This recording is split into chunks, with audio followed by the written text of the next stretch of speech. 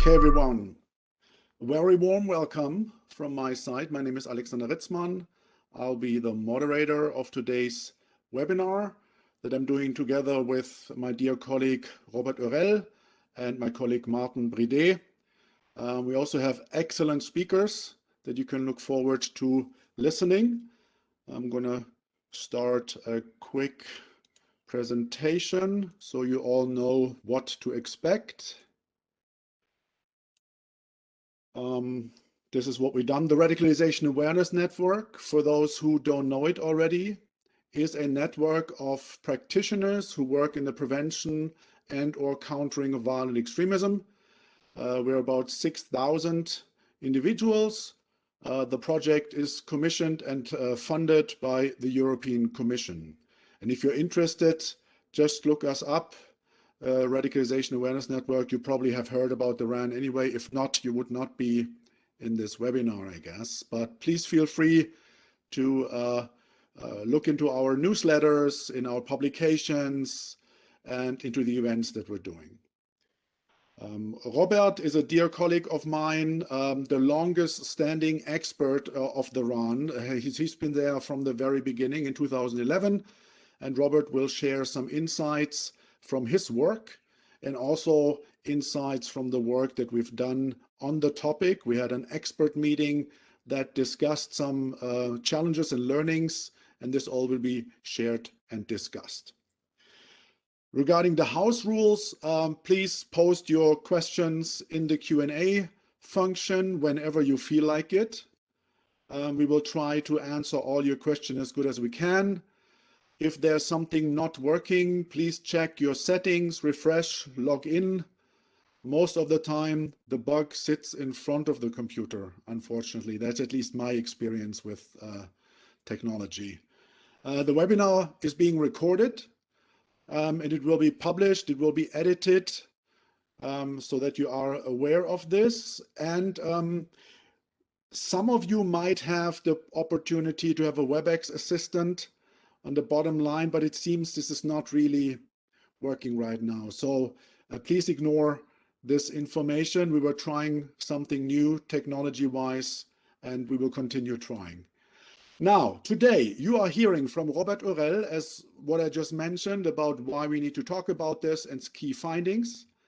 We have the privilege of hearing Helena Löfgren. She's a psychotherapist, and her work, her input will be on online psychotherapy with people leaving cults. We have Brad Galloway from Canada, understanding digital exit work in the Canadian context, and then we have lots of room for Q&A and discussion.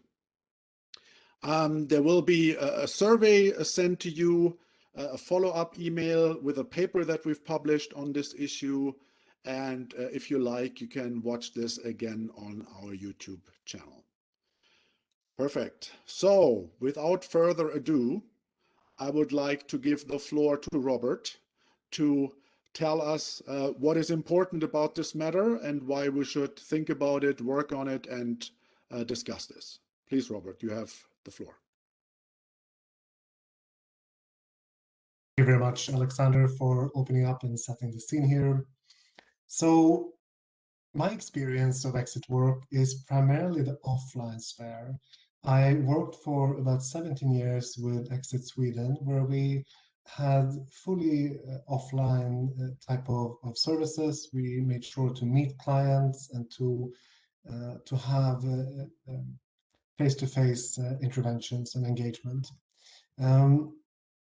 Then a few years ago, I started to work with Exit USA to set up the program, an NGO, which was fully virtually. And we developed a novel approach of how to work with exit work online.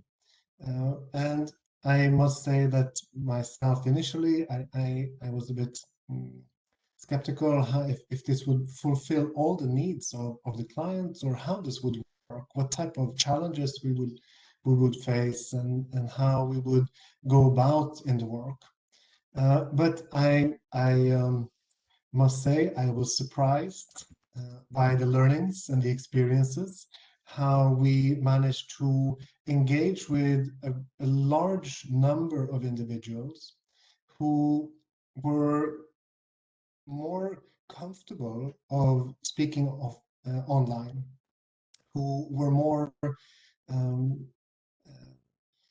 engaged in online conversations, and also in terms of the geographical spread, to reach people who might not be able to pop into the office, or where it will be too long to travel.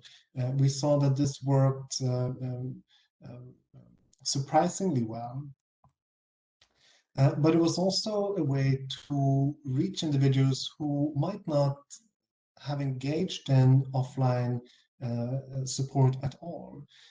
If we look at the modern extremist environments, a lot of it is happening online. A lot of the recruitment, the propaganda, the activities, the social belonging, the social connections is with other individuals online, in chat forums or in different environments online, where people feel comfortable and they build their identity there. So this is also a way to reach them in platforms where they are comfortable and where they are active. So really to think of the benefits with these type of approaches.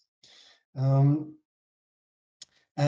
last point is also to think of individuals who sometimes are referred to as lone actors, who are not at all involved in physical environments. To think of, can we reach them as well through these type of approaches? What's needed? Last point here, what's needed is really that organizations step up in the sense of tech savviness, to really get acquaintance with different platforms, to get acquaintance with protocols of working online, and to complement perhaps with offline services when there's a need. So when there's more acutely need for example, security issues or severe mental health, to complement with the offline services. So that's what we wanted to start up with. Alexander, I leave it back to you. Thank you, Robert, for preparing the ground for this discussion, highlighting some of the challenges. I mean, the COVID-19 pandemic obviously made the issue of online work, whatever it is, a priority. And some colleagues in our network have done psychotherapeutical work already before, but most haven't, or only in addition to physical meetings. So leaving extremist groups, extremist environments, usually is based on a close connection, on a close bond, on working together on a real level, so to say. But as Robert mentioned, we might have to, due to circumstances, use online tools more, and also needs-based. Some people simply can't or won't come to an office and talk to someone in person about this. So that's why we're also happy at the RAN, since we're always trying to learn from other fields, from other expert studies, similar circumstances, similar challenges, that Helena Löfgren is with us. Helena is a licensed psychotherapist in Sweden, specialized in helping former members of cultic groups or high control groups for more than 10 years. In the 90s, Helena was involved in the cult, the Unification Church, also known as the Moonies, for a few years.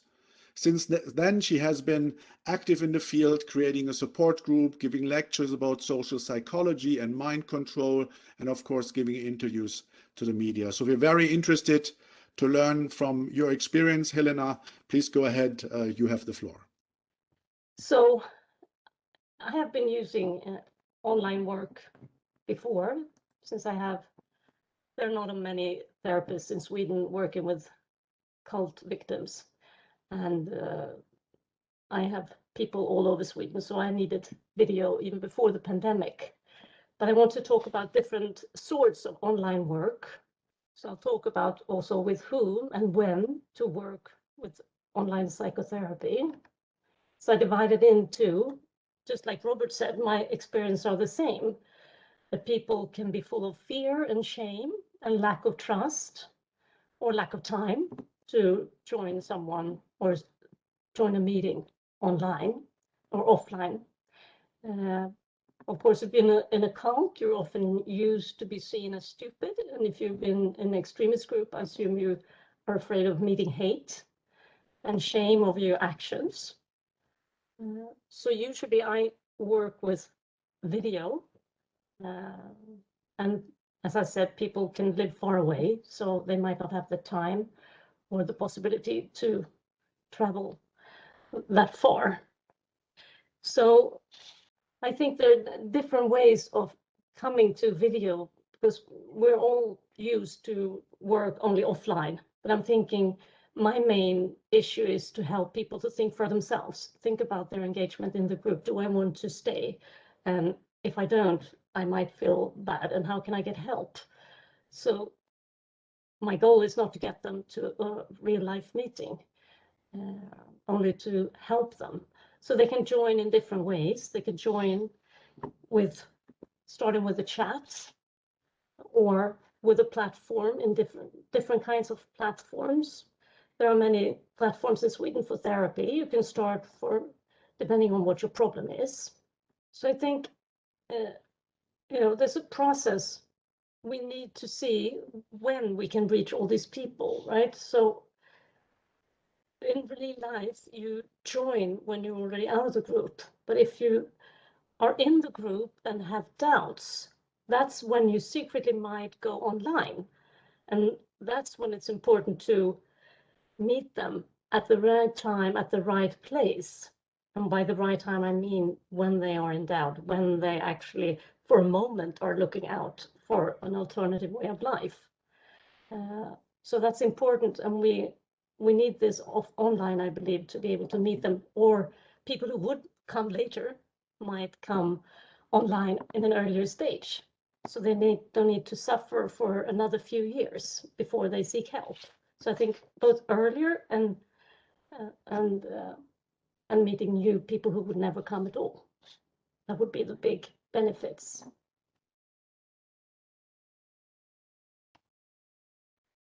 So by platforms, I have experience from a platform where you can combine videos, you can test of how they are doing with symptom levels, and you can give them information, and you can also have test if they understand the information. And you can have it supervised or not supervised. And with supervision, you can see if they're inactive for a while, and you can take contact with them and see if they need help.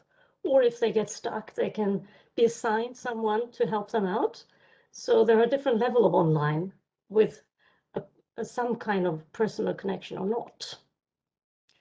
And if they get stuck, you can discuss whether this platform is the right place for them via chat, or you can book a video session with them. So there are different ways of interacting, these different forms. As I said earlier, the new target groups, just as Robert was saying, we can reach people who would never dare to see someone offline, and we can meet them earlier in the process and also match the needs. So I think the challenge is, how can we find these people and match their needs at the right time? So there are many, they might have an issue. If they're in a destructive relationship, for example, they might have a simple question: is this violence?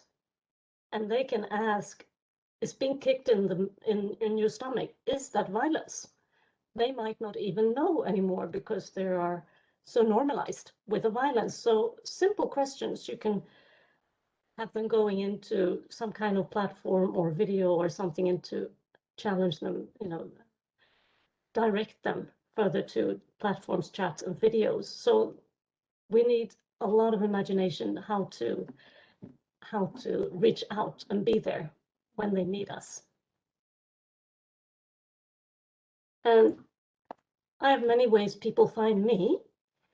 People search the web, or they see something about cults in the media, or even social media, or they join a support forum in some way, and they can get tips on where to get further help, or reading a book, reading an interview with me or a co-authored book, or via some other form of meeting other former members or relatives or friends, healthcare professionals and social workers. I think one part of the challenge is to make your existence known in different ways. So that one of the first and biggest challenges. So yeah, I'll keep it short. So I'll stay there, and I'm not sure how many minutes I have here. If I have time for one more slide. Yeah, you can. Yeah, so I have this as an additional depending on time.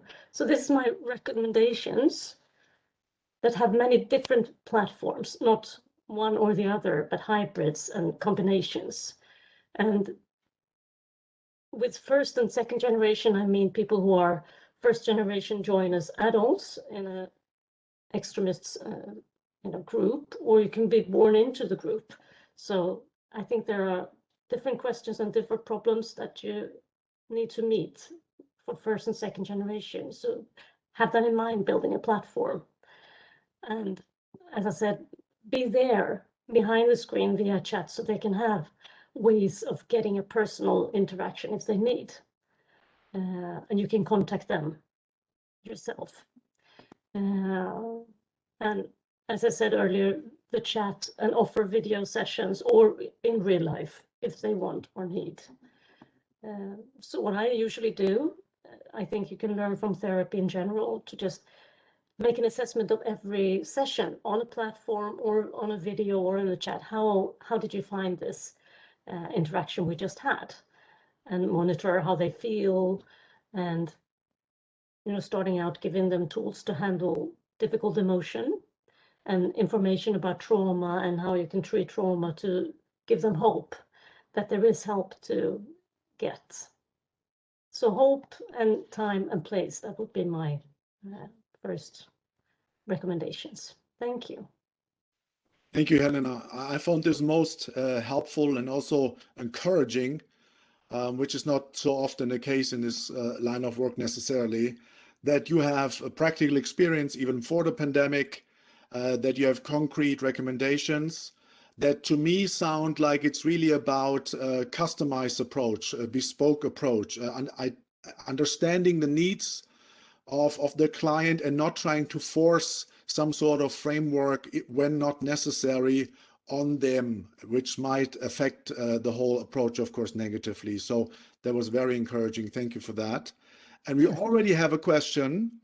It is, do you draw a clear line between online prevention, for example, web walkers, like reaching out to people online, not necessarily already engaged with extremism, and digital exit work? Are there common features, notable differences?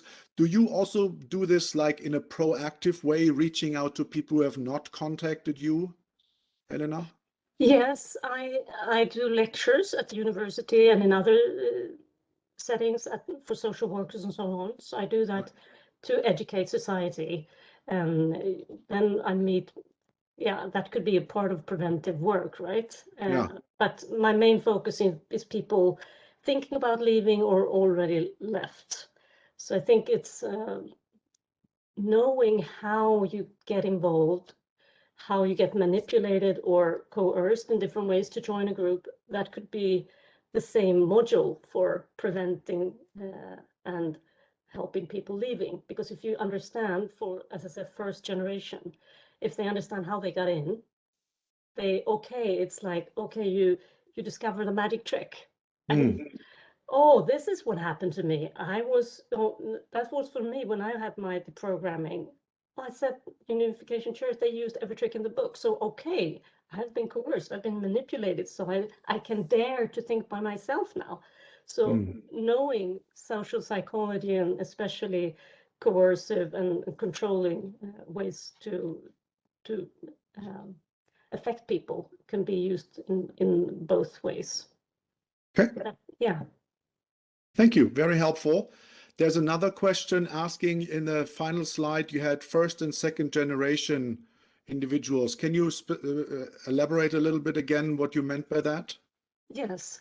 So by first generation, I mean people who join a group as adults or young adults. And by second generation is that they are born into the group or at least raised in the group. So they are, the main difference is if you join as an adult, you have an identity, you have a background, you have a history, you have friends, you have family that hopefully is outside of the group. So you have something to go back to. If you're, brought up or born into a group, your identity is so enmeshed into the ideology and the culture. So it's difficult to understand, who am I? That's the main question they usually have. They don't know who they are because they have not been allowed to think for themselves, and their feelings has not been validated. So they don't understand.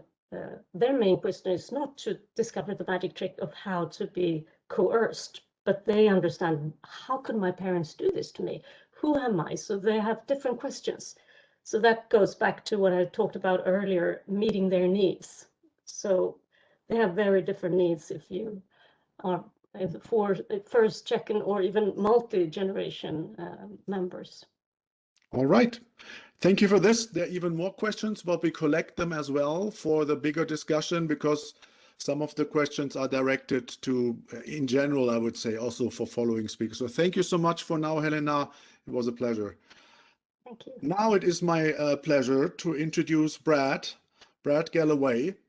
Brad is currently working as a caseworker with the EVOLVE program, the Organization for the Prevention of Violence, EVOLVE in Canada, where he assists individuals who are exiting extremist lifestyles.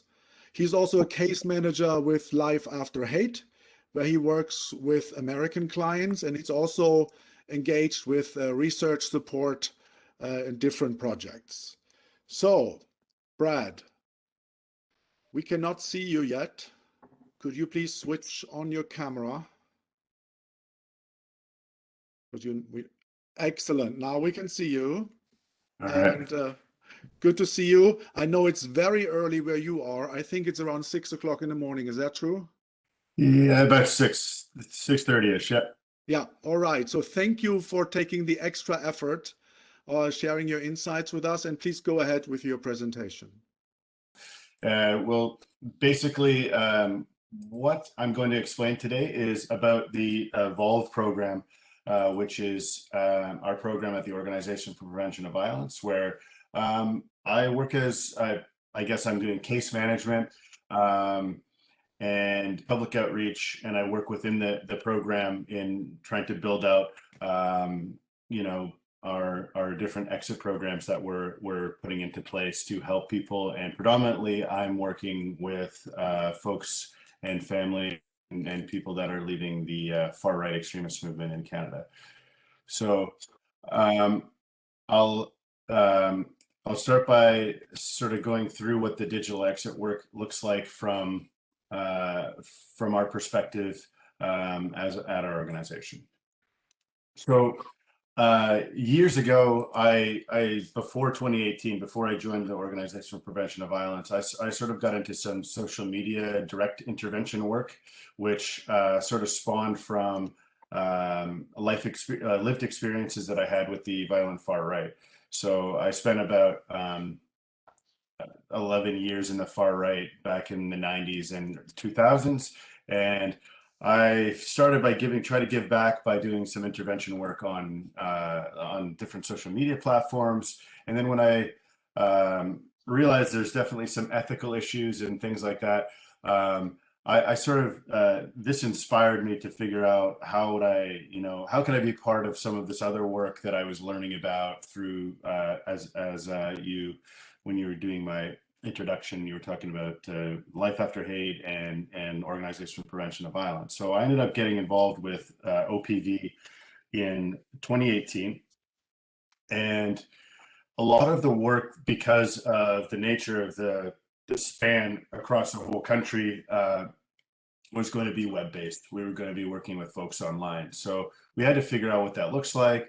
So a lot of times it looked like digital mentorship, like they would reach out, to our organization, and we'd be mentoring them, as we call, with formers, or also having counselors and practitioners available for additional resources.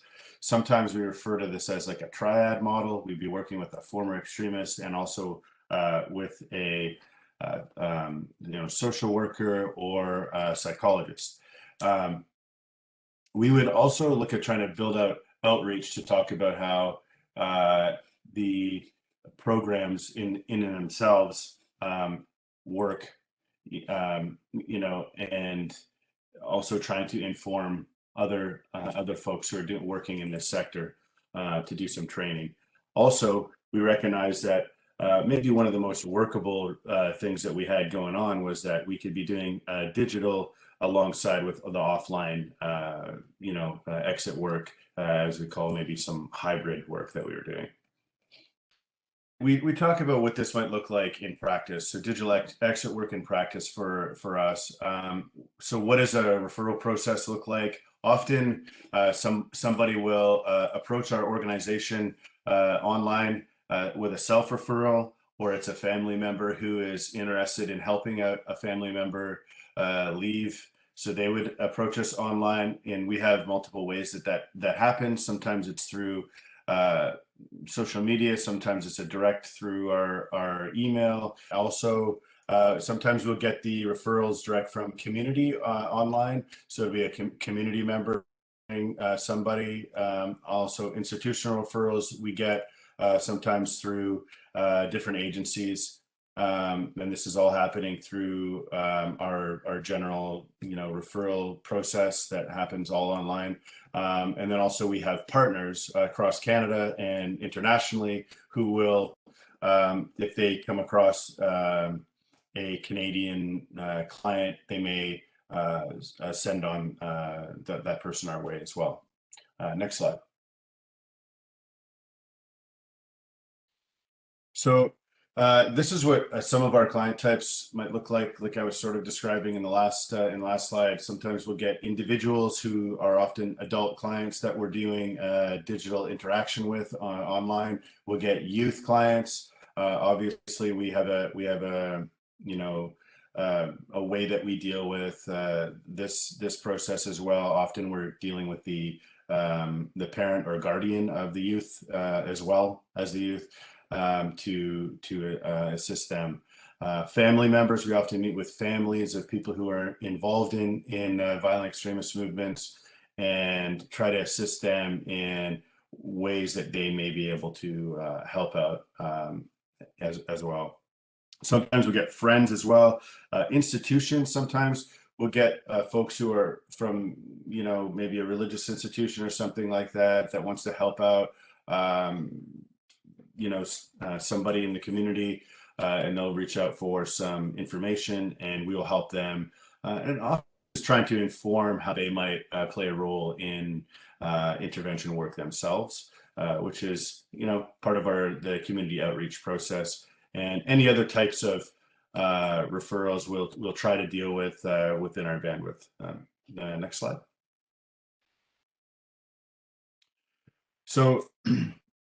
Additional supports, when we're looking at this, we're trying to, be as available, obviously, and provide as many supports as we can. So how do we do that? A lot of this is happening online, again, because we know everybody, particularly over the last year and a half, has been going through a very dynamic set of situations of trying to move a lot of their stuff to the online. But we also recognize, we're going to be getting the offline stuff. So how can we be doing that? How can we still be working with our partners? So we've shifted a lot of that work in the online area as well. So sometimes that looks like we're working with a partner directly to do this exit work, and it's even assisting with clients to other organizations and things like that, because maybe it's their expertise that on a certain matter, or maybe it's that they want our attention, our help with this type of thing with community and regional partners. We're working interprovincially in Canada, nationally. I would say also We are providing international supports in the sense of we have partner organizations in the United States and UK and things like that, where you know, we are just this multi-sectoral approach across many different you know, practices to address the issue of when we getting different types of clients and different type of things that we need to work on together to build out this work further. Next slide. So I think there's some definite challenges, like what I was saying when I first got involved with, you know, that direct intervention stuff, trying to work on Twitter or Facebook or something like that, directly talking to people who were actively involved in these movements. There was definitely some ethical problems with that type of work. You don't know who you're talking to. There's no process. They don't, you know, they're not referring themselves. So do they really want help?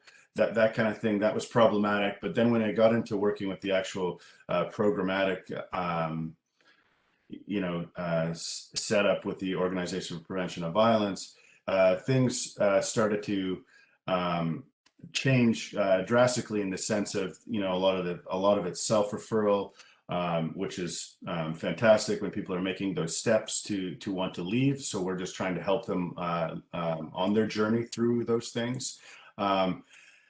However, it's still a pretty non-standardized, you know, exit work in general is pretty non-standardized across international ways. We don't all do it the same. I think what's at least something I've recognized in my area of work is that there's ever-changing ideologies. So we've got to be doing a lot of research alongside of a lot of the work we're doing to make sure that we're keeping up with all of the different changes on far-right movement.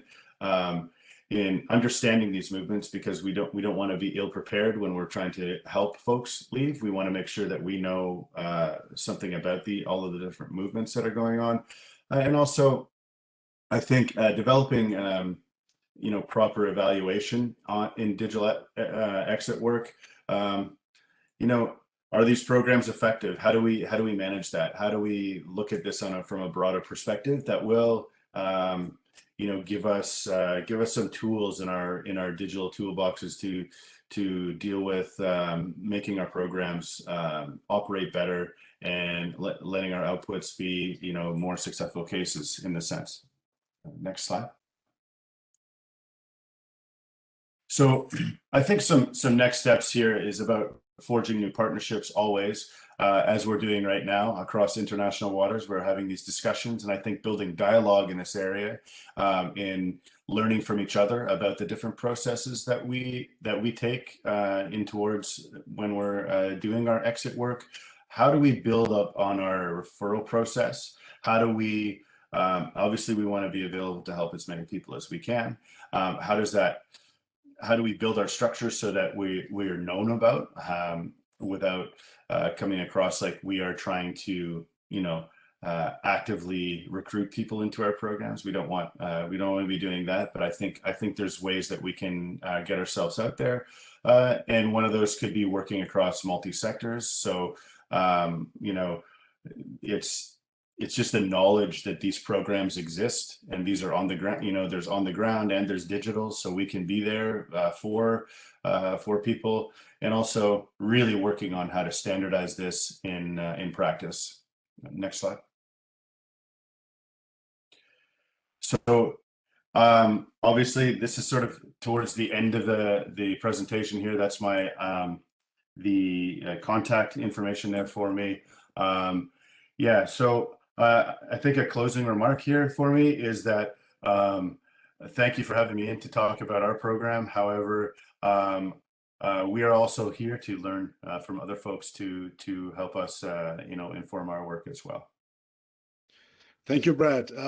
That was very enlightening. I think the challenges that you mentioned were very significant, that direct us in the discussion in the right direction. We have already a couple of questions, and that go to you and or Helena. So I'm only going to pick a few, and then later we're diving in after Robert's final input here based on our expert work. Do you adapt your interventions, your modules to fit gender, cultural, generational differences? Brad, how do you approach the individual's status quo, basically? Yeah, so that's a great question. We do have staff, as I said, we have some formers working within our organization, including myself, and we try to look at which type of movement these people are coming away from. We also have religious people who can work with people who are religiously motivated, violent extremists. That kind of mentorship is very important for folks who are trying to leave these things, and also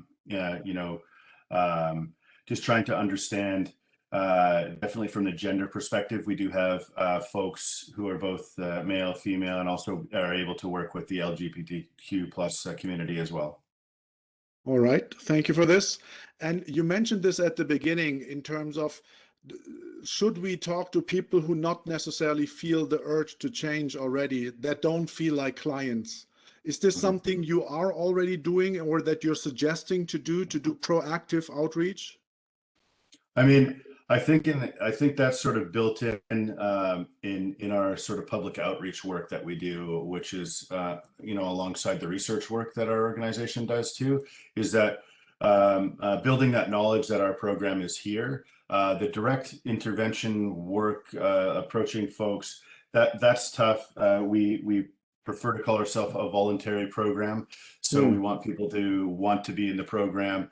We do work with folks who do come from different aspects of community, like through law enforcement and all of that, but it's still predominantly a voluntary program.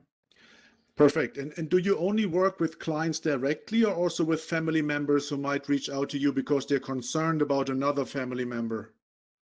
Yeah, we'll work with currently we have lots of active work that we're doing with families and friends of folks who are involved in these types of movements, where we're trying to help them along the way.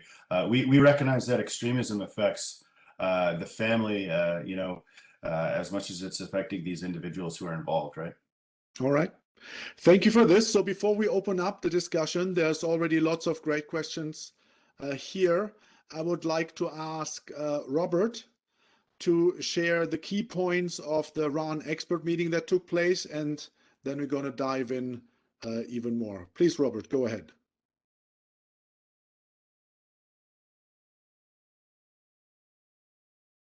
Thank you for that, Alexander. Let me just put up the slides. So indeed, the RAN expert meeting we had on digital exit work can be summarized in a few points. The highlights were really the experiences with digital exit and psychosocial work, that we can reach people who don't dare to meet offline, or who for different reasons won't engage in offline support. We can engage with people who are not ready or able to seek offline support yet. Helena addressed this among others. So when people are starting to have doubts, they might not be ready to seek up a physical place and seek help, but rather they want to explore their doubts, they want to understand their situation, also just reading about or engaging with others in similar situation before the motivation of actually taking the step is there. The discussions also covered how to build trust. Here we see both the benefit of being anonymous. So sharing shameful or difficult experiences is sometimes helpful to do in anonymous settings, to share it with somebody who listens and who responds and are able to help to put together the experiences that you went through. So the trust, the interventions should be depending on the preference and need of the individual. What type of needs do they have in engaging? What's important is to agree on the overall objective of the contact. What is it we're going to do, so we don't over-promise or we work on something that's not the aim for the contact. We also discussed digital formats bringing flexibility. So with digital exit work, we can work with people independent of geographical distance or time zones. And this was my experience with the Exit USA program, being stationed in Sweden, but still having the possibility to work with a team and clients and family members in the US. So that's clearly a benefit. But also flexibility in when to meet, through what platform, what does the client feel comfortable and safe with. It might be easier to get meetings after work if we log on a platform instead of traveling somewhere, and etc. etc. Further highlights, the focus on meeting the needs of the client. So when we do digital exit work, we focus on formatting interventions tailored to the needs of the specific individual. We look at managing around schedules and availabilities for the clients. Where are they? What position are they to talk, etc. We discuss technological support and solutions that are needed. There's examples of a redirect method. So when individuals search for online content, they get redirected to support services or other type of information than what they were interested in. But also the option to refer to other professional services. We talked about making digital interventions safe, where we want to look at secure connections. It's important with the safety around personal and private information, and to identify possible weaknesses in the interventions. The recommendations are that the online interventions and counseling approaches should be tailored to the needs of the specific audience. We recommend to agree objective of the counseling, so to provide options like, for example, a mixture of online or in-person interventions, depending on the need, but sometimes referred to as the hybrid model.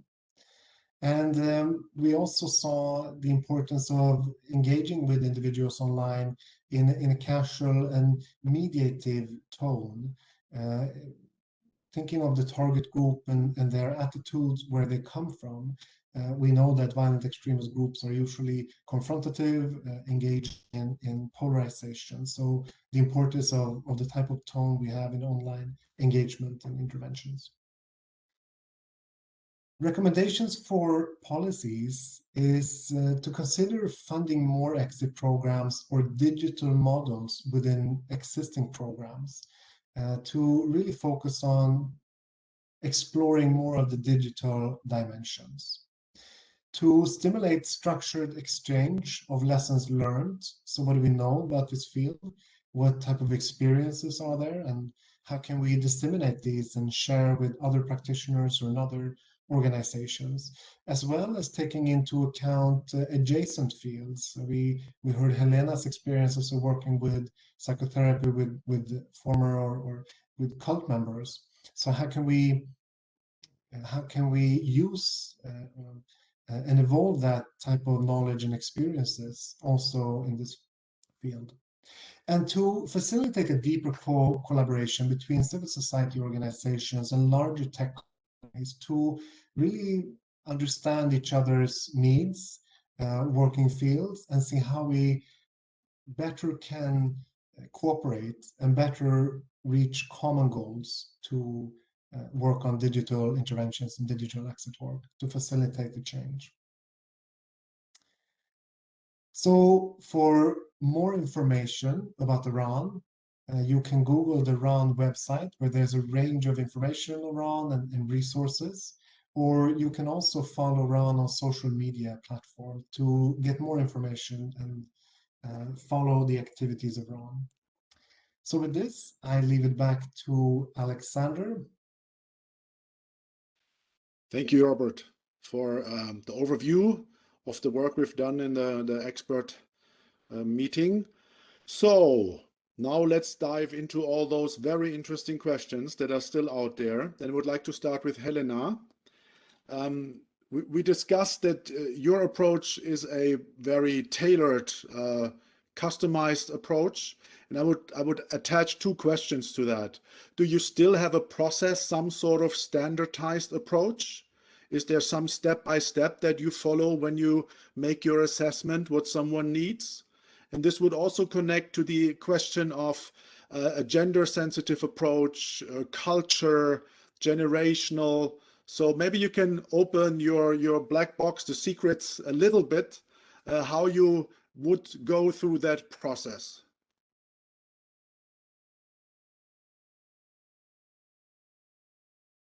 We can't hear you, sorry. Oh, now, thank you for reminding me.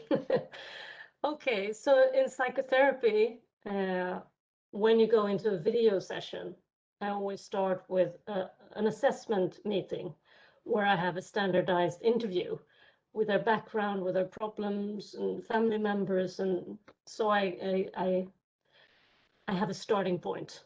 What are their problems? What are their backgrounds? And also their goals. They might not have a goal of leaving a group. They might have a goal of getting out of depression. So that's what I'm talking about, meeting their needs. So the standardize is to do this interview and make, together with the person, make a plan for what they need and what we can work with together to reach their goals.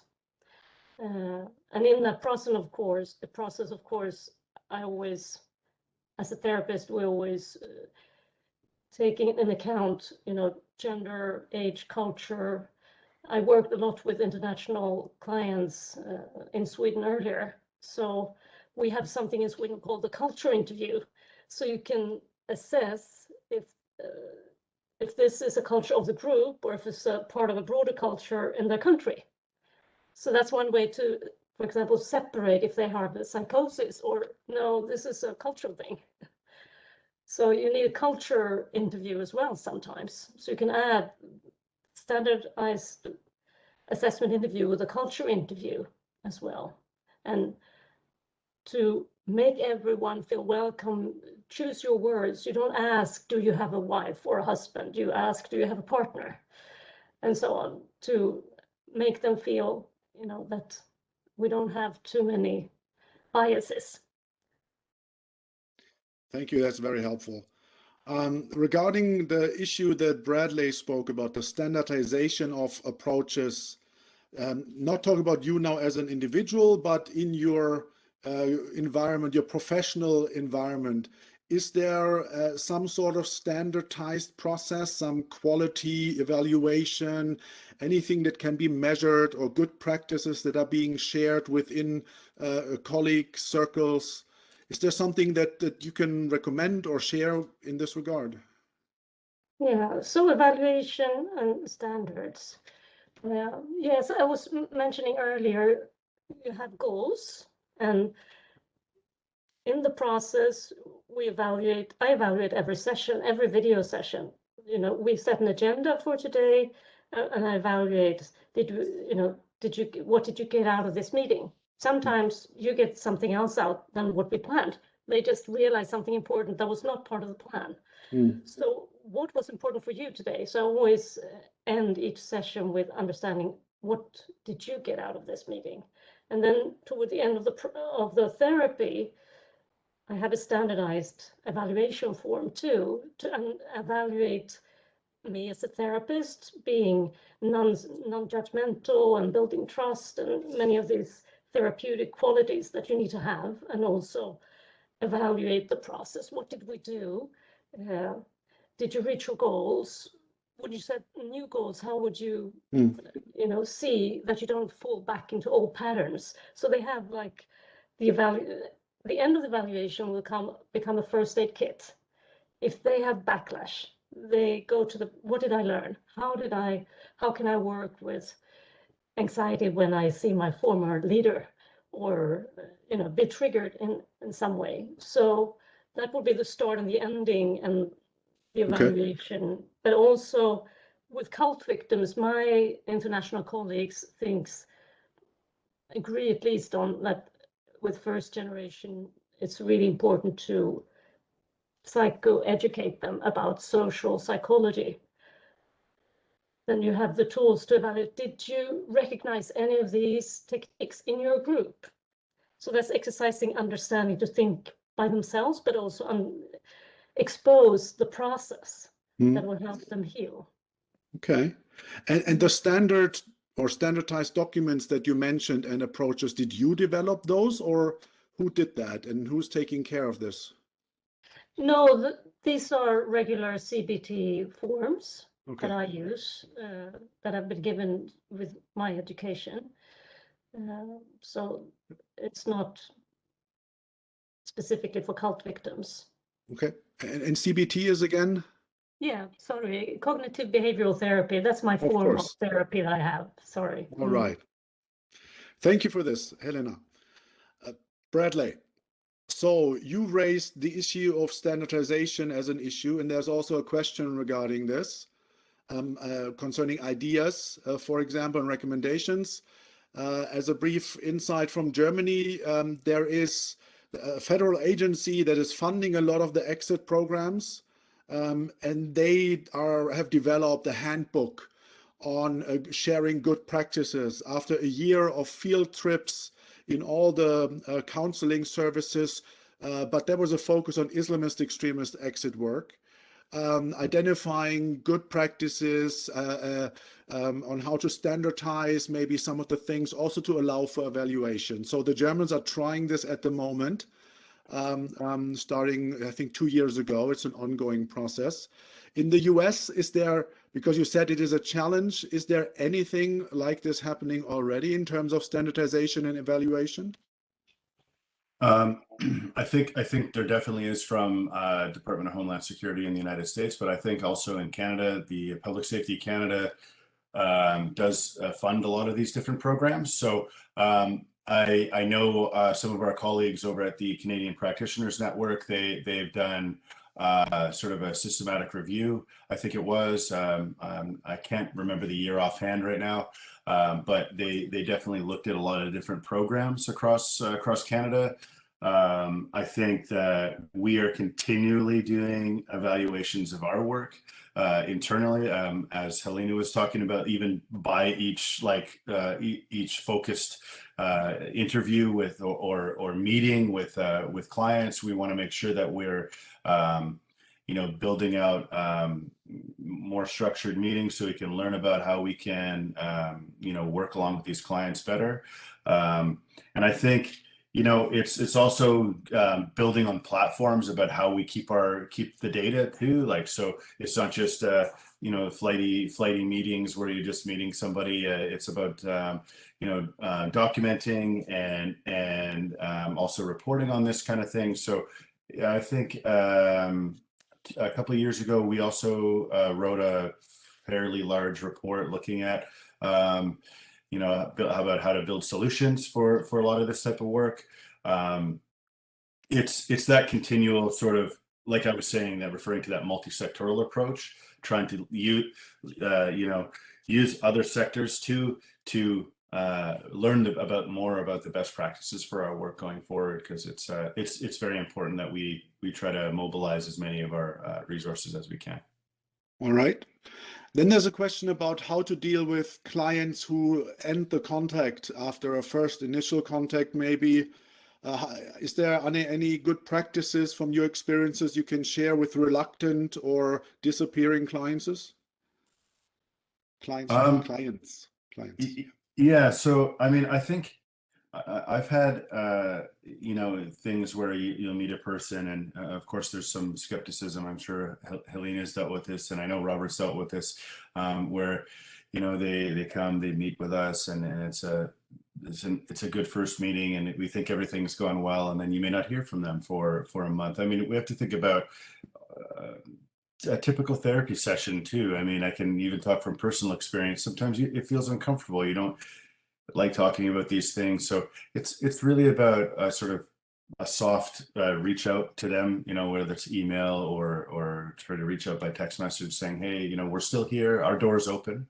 We're not, there's no judgment on not coming back weekly or biweekly or whatever it is. We want them to be, accessing services at their when it feels good for them to work on these different things. So in that way, we can keep them involved in the program. All right. Can And I have the can I yeah, add something? sure. Yeah, please. Yeah. So I think with cult victims, they have their trust violated, so they have really difficulties trusting someone, and they can be so easily triggered, especially if they've been in a therapeutic group. So that's a theme I usually bring up very early, maybe the first meeting or the next few meetings. Like, when you get triggered, how can we deal with that? So if they get triggered, they want to escape. So one way is to not return to therapy. And how can we, so we make a plan for how to deal with triggers in our relationship, in this therapy relationship. So we can have before they happen. Yes, so that's Yes. to prevent them falling out of therapy. I try to talk about triggers, and that it's natural wanting to escape, and asking them, please, can you tell me if I trigger you? If I say something that triggers you, and we can deal with it. So that's a way of preventing it, bringing it up as a natural conversation. Yeah, I think that's great advice. Very Mm. practical advice, addressing this before a situation goes downhill. What to do when it feels like it might go downhill in a few seconds or so. Do you get feedback, negative harassment or anything by cults once they realize that some of their members or former members work with you? Is that any concern for you? Yeah, sometimes, especially the Moonies, of course, in Sweden. They're not happy seeing me in media and in newspapers. So they were aggressive for a few years, but now I've been working with this for almost 30 or 25 years, so they gave up on me. So I have the most patience. So no, I don't feel, severely threatened, just a little bit harassed. And they report to the TV station if I say something in the media, and they can even give me letters or call me up. But I usually use the tools thinking, okay, I feel terrible now. I feel sad and a little bit afraid. Yeah, that's exactly what they want me to feel. So I work with myself with the tools I give my patients. Yeah. And do you have a support? Do you have any support, supervision, network, security related preparations? Yeah, I have a network of colleagues, so I can call a colleague or a friend to just talk about these things. And of course, by time you learn to handle it professionally and personally. So, but that's an important thing, to learn how to handle threats. But I never experienced threats to my life, or really serious ones. More I could call more harassments. Right. Thank you. Robert, do you want to jump in and share some of your experiences regarding how to deal with individuals who, after a seemingly good first meeting, maybe disappear? Also, how to deal with maybe feedback from extremist groups or organizations that try to mess with you in your work? Is that something you can add to? Yes, indeed. And I think on the first question, how to deal with people who engage and then don't re-engage in the contact. I mean, here is the challenge of not being pushy, because in a lot of these groups, they're learned that exit organizations or support to leave these environments do this or that type of interventions to pull you out, and they would lure you. So it's a balance of not being pushy, not being too, in a sense, aggressive in connecting with people, but still being available. And I think Brad really, put it very nicely. You send a text message or a message or an email saying we're still here if you want to. We're still here to talk if you're open for it.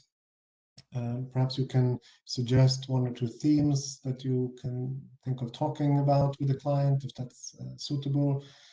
But I think most of this work really builds on individual motivation and and openness to the clients themselves reach out and be in touch. So it's a mixture of being here and not being too pushy. And when it comes to security, violent extremist groups are obviously using a lot of tactics against their opponents and enemies. One point that we see helpful with an exit work is to be very clear to communicate what your what you do, what type of scope of work you do, to avoid misunderstandings, and to be clear that we work with individuals who are motivated to leave and who want to take the step to go out.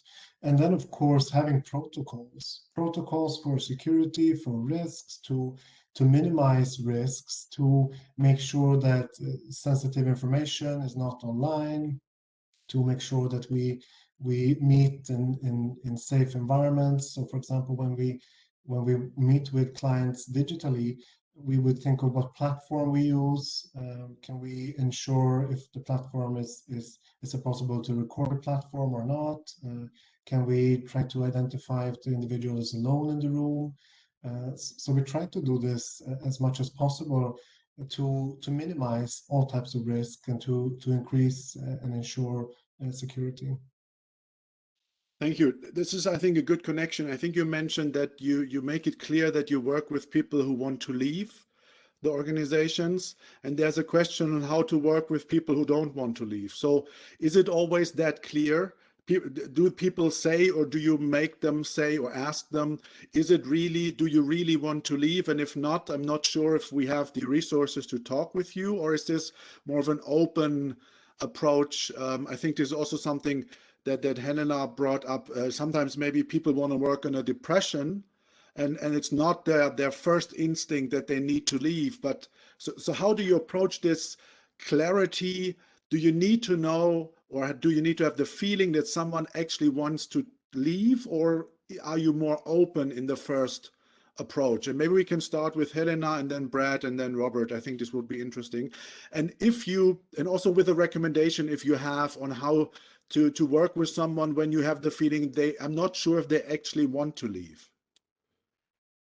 Helena. Yes. Yeah. So as a therapy and as a personal thing, being a former cult member myself, I am extremely sensitive to being suggested in a strong way. So, just like with drugs or alcohol or anything, you explore. Yeah, I do. You can evaluate, say, yeah, I do understand it's nice to be drunk, like with someone who has alcohol problem. It's not like strengthening their misuse of alcohol. Yeah, I do understand it's wonderful to be part of a cult. So you don't have to be afraid to validate the good stuff in the group, and then say, okay, but you're here with me. So shall we just see, the pros and the cons and look at them together? So you explore together. It's not my agenda that I want them to leave. I want them to feel good, and I want them to feel and think freely, to make informed choices. So I'm always very clear on, that's a therapeutic approach, not having the agenda. And that's why I don't involve family members or a former boyfriend wanting their girlfriend back, because then you have your own agenda. So you need to be, it's very difficult to have patience with someone that are ambivalent for a long time. And that's a natural part of the process. You can normalize that too. Yeah, this is what people go through. They go through, I might want to leave. No, I'm good. I will work even harder for the group for a while. And then, yes, I can't stand it anymore. So it's a bumpy road. And would you say the fact that they talk to you at all is an indicator that they consider leaving, or is it possible that they do that for other reasons? Yeah, some people, don't even mention that they, want to see me as a cult expert. Some people are very clear from the beginning. I contacted you because I read this book or I saw this interview, and I think I am in a similar context. So there are two different approaches. Okay. Thank you for this. Bradley, what is your 2 cents on this? I think, I mean, Helena brought up some really good points there. I think that this is a hard nexus working with folks who don't really want to be there, but then again, there is that point where they've come, so they're through the door. You're having the conversation, so that's a piece that I like to think about. That, you know, there's several folks that say, "Prove it to me," when they first show up. Prove it to me that you can leave, and often, you know, it's just, yeah, talking to them about, you know, what is it that they get from this group, what makes them happy about the group, and then figure out what makes them happy, what would they like to see, how they like to see their life down the road, help them choose some short-term goals, some maybe medium and then long-term goals about some positive things that they'd like to build in their lives. And it's, you know, when somebody comes through the door, of course, the initial assessment is so very important too, because they might be dealing with multiple other risk factors in their lives, like addiction crisis. Is it basic needs like housing? Is it like there's a lot of different things that are causing people to come for help. So we want to be figuring out which ones of those things are the most important to them at that time. I often don't work on ideology right away. I want to work on who is this individual? Who are they? Because I believe we're all great, but we're all wearing different coats. We're out there in the world. We're trying to understand things. I mean, I went through that process myself with being in the far right for over a decade. It's about understanding and just trying to figure out what it is. Is it a multiple risk factors that these people want to discuss with us? And you know, there's folks that I might be working with right now that say, well, you won't change my mind on my ideology, but you might be able to help me get out of the group. So we talk about disengagement versus de-radicalization, things like that. Those things are important. Can we first take that first step and get them disengaged, and then get them to move on, and we can move with them on their own journey right through those processes. All right, thank you. Robert, is there anything you'd like to add? I think Helena and Brad really put it together very well. I would just simply want to emphasize the importance of flexibility, that when we work with people leaving this environment, we shouldn't have the agenda to push on them what we want them to do, but we want to empower growth and change, and being flexible on what is it that comes up right now for the client, what does he or she want to talk about, and what type of focus is important now for them. And we simply work quite dynamically from there, not confronting, but rather exploring, not judging, but rather empowering. One short comment here could be to just mention the method of motivational interviewing as a technique which explores how to evoke intrinsic motivation. So how do we make individuals themselves motivated to change? And there might be some interesting ideas and themes to look at there for people who are interested in furthering this conversation. All right, thank you. Helena, Bradley, there's a question. Do you only do one-to-one sessions or also group sessions in the context that we talk about here? And do you also work with child protection services regarding endangerment of children? Is there a role for you here as well? And maybe Helena could begin. Yes, there are a few questions in the same bunch there. As a therapist, I sometimes involve family members. Sometimes I'm contacted by the family members first. They are, worried about their loved one, or as a part of a therapy with a former member, I can make them, bring their friends or partner or parents with them, because it's really difficult to be, a relative to someone leaving a group. You can be really full of anger, full of fear, and so many things. And if you have problems in your immediate social support network, it's really difficult to get well yourself.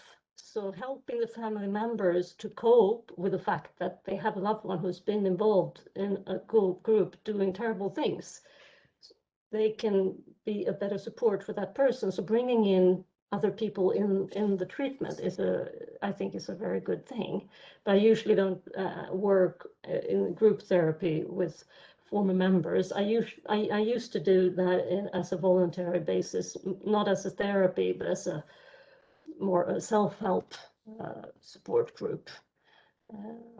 And I do work with, I give lectures to the police, to social services personnel, to just try to help them how to help the children in these groups. So maybe you heard of Knutby, the Swedish group where there have been murders in Sweden. So there was child services trying to find out, are these children in danger or not? But it's really difficult if the children are taught to lie to authorities, and how to understand children in cults. That's a really important chapter in this whole field that is often forgotten. So helping the police, the school, the social services, so many people around the child that can help them. So helping the child through these channels can be an important thing too. Okay, thank you very much. Brad. Yeah, I mean, I think Helena was just explaining sort of what we often have referred to as a multi-sectoral approach, about trying to like get out there and educate each other about how we might develop best practices around this.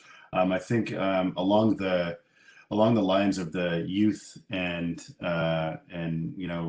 child services and things like that. Obviously, if there's going to be harm to child or harm to someone else that is going to come from this youth, we would obviously, there's a reporting system that we would use to protect. It's obviously keeping public safety in mind, but I think there's also some ethical considerations when we talk about this group, like a focus group of like former extremists. I'm sure Robert could attest to this as well. It's there could be people who are inside of the same groups that we're dealing with. So having those people in the same room may cause a contention between these people, and many of these people are at risk. With violence, they're intra-group violence between, particularly in the far right. They're sort of gang-oriented folks, so we would not want to ever pit these people together. And we're trying to give people the safest space possible, obviously, to do their healing or do their process away from these groups. So down the road, and definitely there is online stuff that I've heard of where formers are meeting, particularly with Life After Hate. There's formers groups, folks getting together, meeting, but that's all very voluntary and it sort of happens organically. Yeah, I would be very cautious about trying to get folks formers together at the onset there, just with that in mind, keeping that in mind. We want to keep people as safe as possible on their way away from these groups. Great. And Brad, I didn't ask you that earlier regarding threats by white supremacist groups or interference by them about your security protocols, your support system. Maybe you can say a few sentences about that. Sure. I mean, we can all imagine that these groups, the active ones, don't like the work that we're doing because maybe we're trying to take their members away from them, or maybe we're they perceive us as a political enemy or whatever it might be.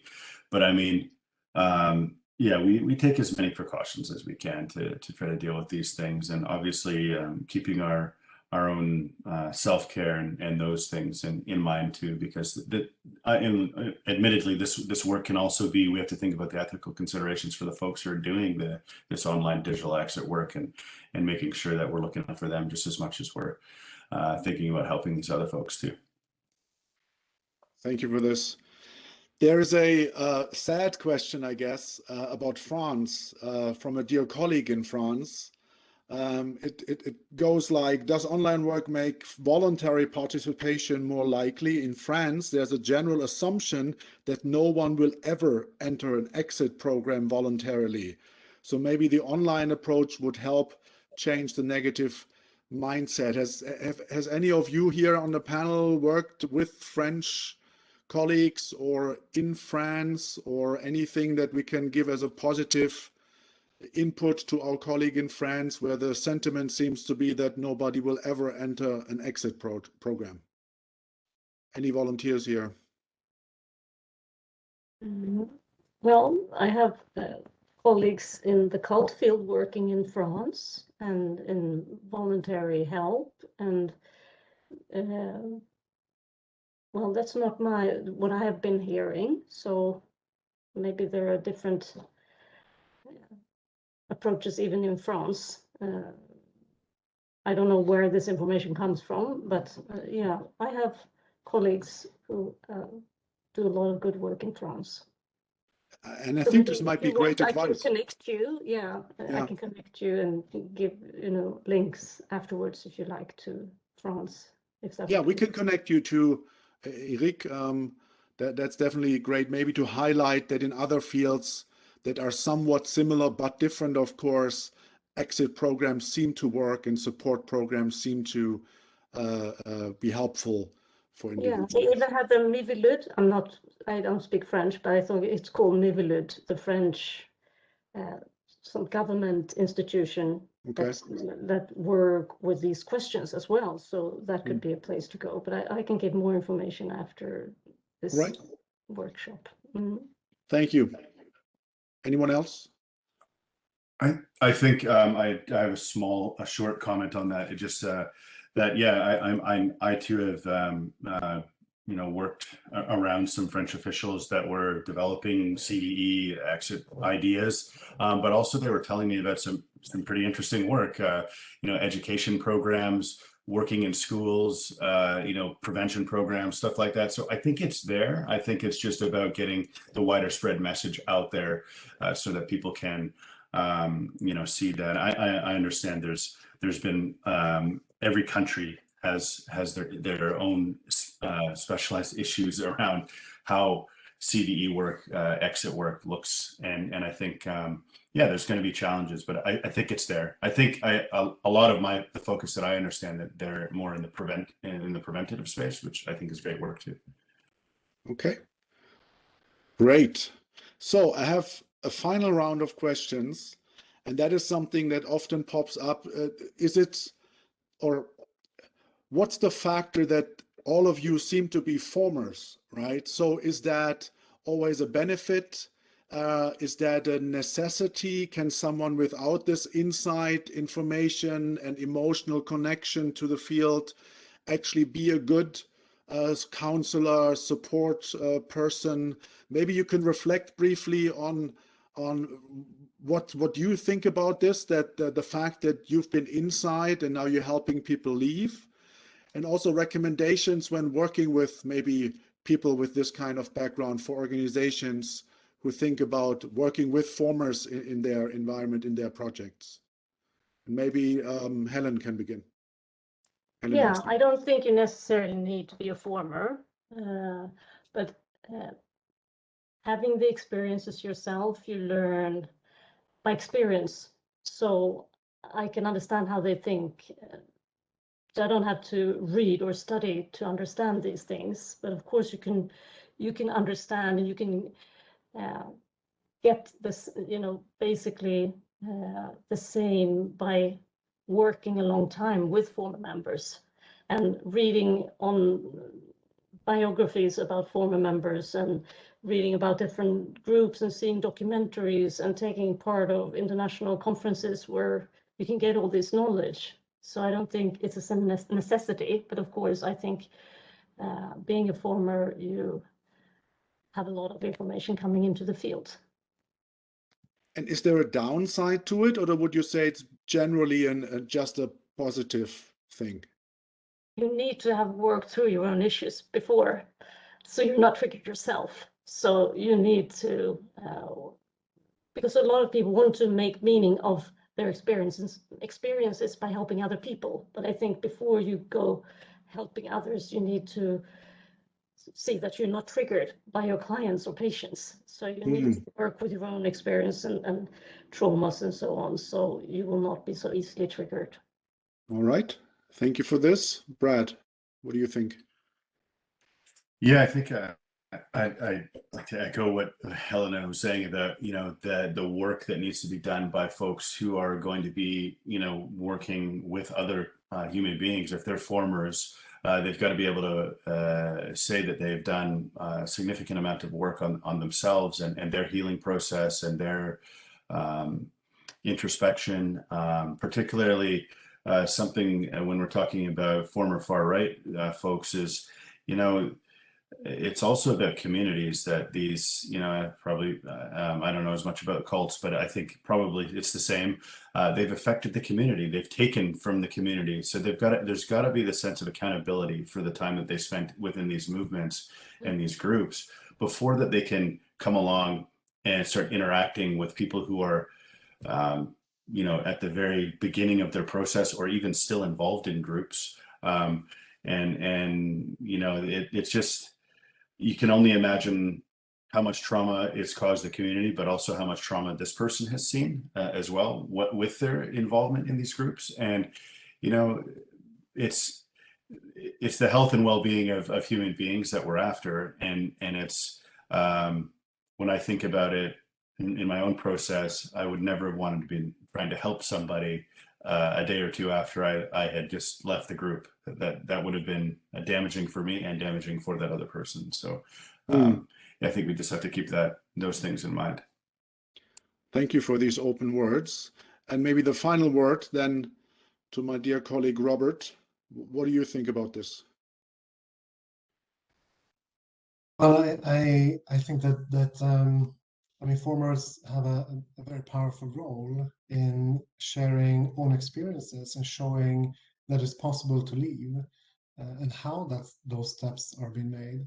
But the work is much wider than only somebody sharing, having similar experiences. When we look at exit work and people involved in this, we have a range of professions: social workers, psychotherapists, mental health providers, simply a large amount of different professions and backgrounds and skills, and we cannot limit to only one type of category, but we need a multidisciplinary approach when we engage in exit work.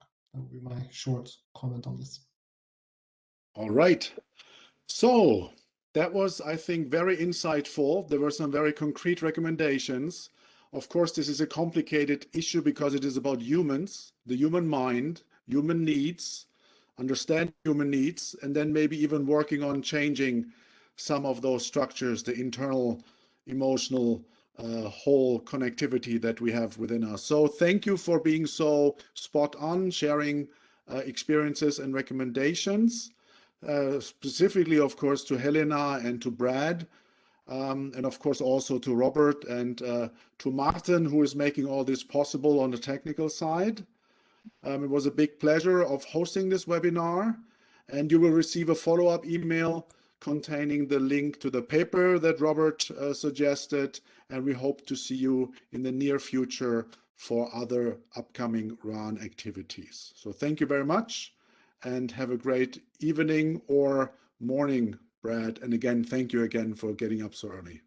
All right, goodbye.